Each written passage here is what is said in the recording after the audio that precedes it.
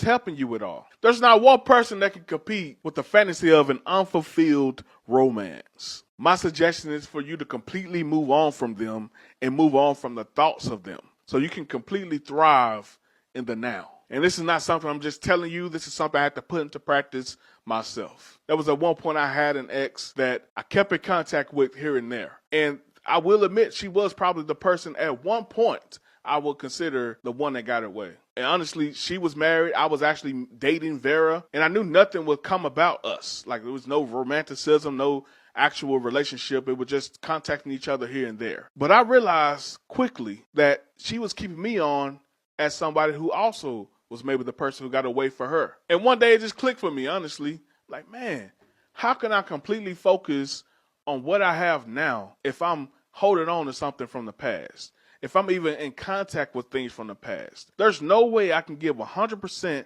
to this current dating situation if I'm holding on to something from the past. So I made a decision, guys, to cut her off, and not just cut her off forever. I completely cut her off from all access to me. And I'm telling you, this is one of the best decisions I ever made. It completely took me away from anything I was holding from the past and allowed me to fully focus on the present and the future. And if you are in that situation or in a similar situation and you continue to look in the past, continue to think about the one that got away, and you're ready to fully focus on the now and ready to fully focus on what the future holds for you, I have 3 things that you can do today in order to accomplish that. Number 1, make a pros and cons list of everything that made the relationship work and everything that made the relationship not work. Sometimes it's great to see these things on paper. And it may can help you remember those things that may not be as clear now. Remember, they are an X for a reason. Number 2, unfollow them on all social medias. Yes, because as strong as you may be while watching this video, as strong as you may be after you read the word and get your Holy Spirit in you and all that stuff,